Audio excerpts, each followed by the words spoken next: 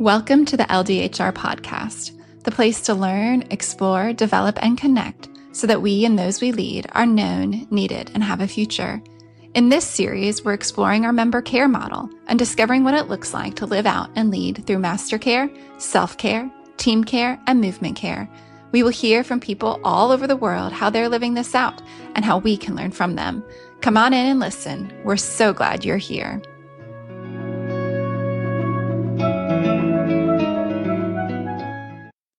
Hi, Christine. Welcome to the LDHR podcast. I'm so glad you're able to join me today.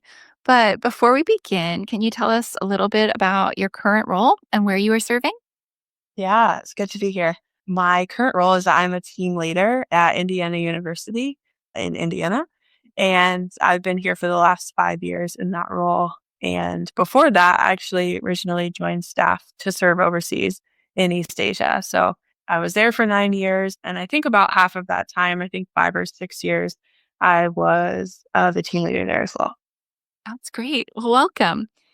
So far on the podcast, we've taken a look at the master care and self-care components of our member care model. And today we're shifting gears. We're kind of focusing in on team care, recognizing that the team leader is the primary player in team care. So, Christine, how do you define team care? Yeah. I think when I hear team care, I think, okay, as the team leader, as the person in charge leading here, how can I shepherd and care for the people on this team? But also, I think part of that I've learned is not just like, how can I do that, but how can I also resource them to receive care in ways that maybe I can't do that? And also, how can I cultivate an environment of care, I would say, like on a team? So I think I've learned a lot about making sure it's not just me doing all the care, but kind of figuring out like, okay, how can I care for people, but also how can we invite other people in to do that too? Yeah, that's great. I love that word, shepherding, where you are providing care, but you're also figuring out maybe if I can't meet it, how can I help you have access to that? That's great. Mhm. So, what is your role as a team leader when it comes to providing care for your team? Yeah, I think our jobs, I feel like I talk about this a lot. Our jobs are really unique as a team leader. Like we're asked to help lead a team strategically and making sure we're reaching our scope. But also, again, yeah, we're asked to like shepherd and care for our team. And so I think when I think about it is like, okay, how can I spend some of my time in my role in my job to help care for people? And again, I think knowing I can't be the only person to do that. So how can the rest of the team care for the team? And how can I make sure I know the proper places to go when I need more help in that too? So I think it's just been helpful for me to remember I am asked to lead strategically, but I'm also asked to lead and shepherd, and making sure I'm keeping that a part of my focus too. Yeah, that's great. Holding those two things, I think, in balance or maybe even intention of, yeah, leading strategically, accomplishing this mission, but also realizing these people, I'm called to care for them too. So, Mhm. how do you intentionally cultivate an environment where team members feel supported and encouraged by each other? Yeah, I think a big thing that I've done on most every team I've been on is just making sure we're having like what we call team norms. So in the beginning of the year, just taking time to talk through, okay, how are we going to treat each other? How are we going to work together? What do we expect? I think it helps us kind of get to thinking about these questions more, helps us understand each other's values in a team. And how are we going to know those and respect them, but also how to come alongside each other just in these things as they come up. So I think learning how to create this safe space through these norms, I think has been a big thing. I always say this on a team. And one of my values, I think, too, is just having fun together.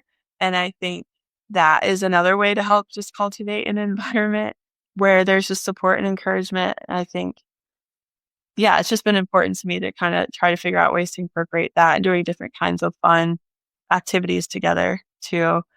And I think the last thing is just continuing to grow in vulnerability and leading out of my weakness to just try to invite that other people can also be in that same space too. Yeah. That's really helpful. So, yeah, those team norms, even just discussing it at the beginning of a year or when you have a new team to say what's important, how do we want to treat each other. I love that you include fun, how important that is to laugh, to enjoy time together. And then vulnerability you mentioned as well. Can you tell me a little bit more about that? What role does vulnerability play in the culture of your team and how do you create a space where team members really feel comfortable being open and supported? Yeah, I think this one is important. I've learned over the years. I actually wouldn't say I'm naturally the most vulnerable person, to be honest. I think it's something that as I've seen it kind of come up in different teams, it's been helpful to know like I could grow in this and that would help cultivate an environment of vulnerability on our team. So I think I've tried to grow in it over the years. Even in vulnerability, you could share a lot of things, right? So it's okay. You don't want to share everything, but what would be an appropriate vulnerable thing to share right now to my team? What would be helpful for them to know is like in what I'm experiencing or what's going on with me. How can I lead out of that like kind of weakness or just thing I'm sharing. So I think for me to be vulnerable and grow in that has been helpful. But then I think too, just inviting other people into that space. And so giving the team an opportunity just to share, especially if we've walked through harder seasons as teams, like how can we provide a space for people to tell the team, like, this is how I'm doing, this is how I'm experiencing ministry in life right now. And this is how you can pray for me. So I think that's just been important too, to invite people into vulnerability if they feel comfortable. Yeah, absolutely. And what stood out to me is that you said you may not be naturally be the most, gifted being vulnerable with one another, but you realize it is really helpful and you do want to have that connection with people. And so it's a skill that you can learn. And I think that's encouraging for me that it's not necessarily an inherent trait that a leader has, but it really can be a skill that we can grow in as leaders. So, what are some simple kind of everyday actions or habits you've developed to care for your team and show them they're valued? Yeah, this is good. I think one thing that we've kind of talked about on a team the last couple of years is just encouraging rest and taking time off. We have vacation time. So just helping people see like you're working hard, you're doing a lot, you're taking on a lot. It's okay to rest. And it's okay to take the time to just be. And so I think encouraging that on our team has been really helpful. And I've like slowly started to see that come about or people start to use their days more, which I think has been really cool and good. I think just little check-ins, I would say, with people on my team. It can be as simple as a text, but it also could be like a quick phone call, like after a staff meeting, maybe just calling someone and saying, hey, like I noticed during staff meeting, you were quiet or you seemed like something is going on or you seemed a little anxious or worried. Like, is everything okay? And I think just like asking like in those moments and I think another one with that sometimes is like you'll have people kind of pop in and out if they're not feeling well. Someone might not be at something. And so I just a follow up afterward, like, hey, how are you feeling? You weren't there this morning. We missed you. Is there anything, that would be helpful for you right now? Yeah, I would say like those are some thoughts I have about that. Yeah. Yeah, that's great. And some really practical tips in there too of like really just following up with people, not just letting things pass by but Mhm. seeing that you notice that maybe they were acting differently or anything and following up with that. I think that really goes a long way instead of, Mhm. yeah, just assuming whatever about a situation that you really are intentional and that really shows them that you do care because you are willing to engage and follow up with them. So, how have you handled or navigated some tough situations, such as when a team member is struggling or while still maintaining the overall health and goals of the team? Yeah, I think this is where I've had to learn how to ask for help. I would say in my younger, like when I first started being a team leader, I definitely like just felt like I had to do all of this. I'm the team leader. I'm in charge. I have to care for all this and do all these things. I think that was leading to a road of burnout for me, to be honest. Yeah, as I've grown a little bit in understanding my role, it's been helpful to know, hey, we are a resource to team leaders. We have resources within our organization, within our churches and other places outside of this team. And so I think just like knowing what resources are in place, whether it's organizational or not, has helped a lot and helped me be able to come alongside a team member while also caring for the whole of the team and our students and all the other things that are being asked of us as team leaders. Yeah. That's so important and so helpful of realizing that you do have a community to draw on to ask for that help. And so that you can rely on that. And I think that ties back even into that vulnerability piece too of like, it doesn't always all fall on you. You don't have to do it all. You don't have to have all the right answers for every situation. But Yeah. yeah, having that network for you to draw upon is helpful for your team and for you. So, how do you manage that responsibility of being both a leader and providing care, especially when you're dealing maybe with your own challenges? Yeah. For me, I've just tried to model rest. I think there was a couple years ago that kind of our whole team was having a lot was going on. We were doing well as a team, but just a lot of personal things that were hard happening. And I remember I got to like a Thursday night, which Thursday is our weekly meeting night. And I was like, I feel exhausted and I don't know if I have a lot left in me to go to this meeting tonight. I didn't have any responsibilities after the meeting. I just needed to be there. But I thought, hey, could I just take a night off and have a minute? And so I like texted, my co-leader and just checked in.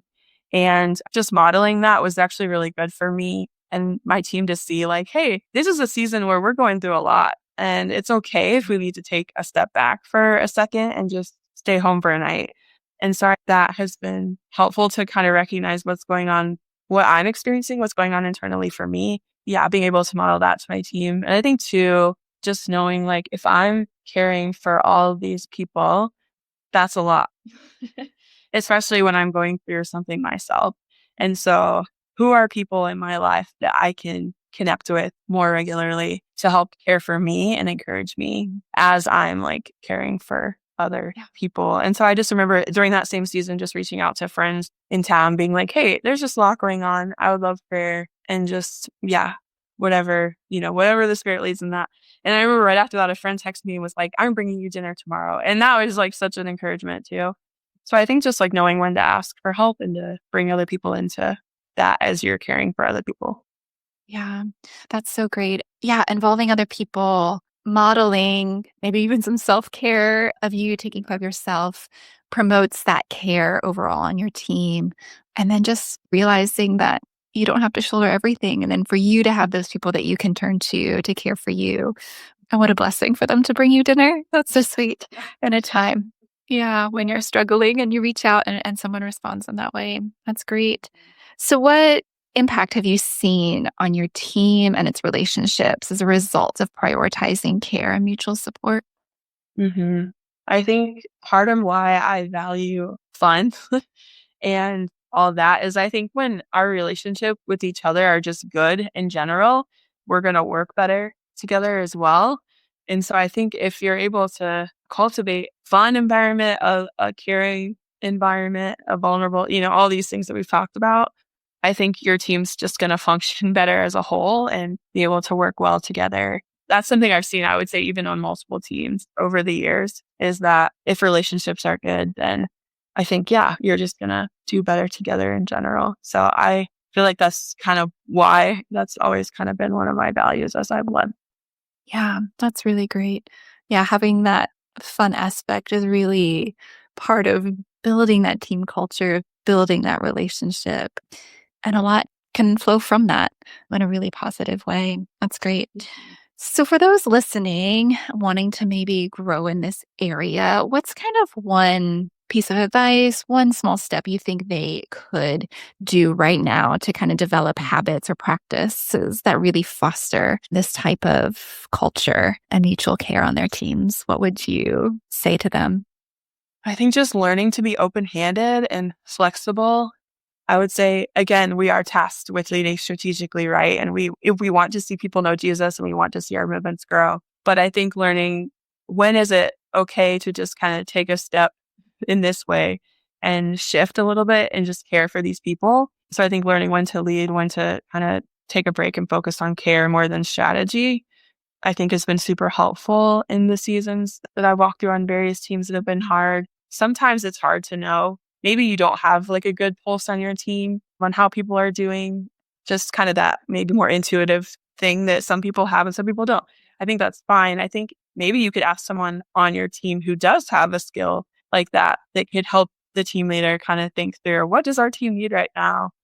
I think it's okay if you don't know that as the leader, but like, is there someone that could kind of step in with you and help you figure that out? And then kind of learning how to shift in that, I would say, is been pretty helpful just over the years. Yeah. That's really helpful. I like that piece, that flexibility of kind of like, when am I leaning into this area, or when am I needing to lean into care? And I love that idea too, that if this doesn't come naturally to you, that's okay. Find that person on your team who it does come naturally to, and partner with them, work with them to care for your team at the right time and what they need. I think that's a really great place to wrap up, and a really good step for people to take who are wanting to grow in this area. So, Christine, thank you so much for your time. Thank you for your wisdom and sharing with us today. I really appreciate it. Yeah, thank you. This is really fun.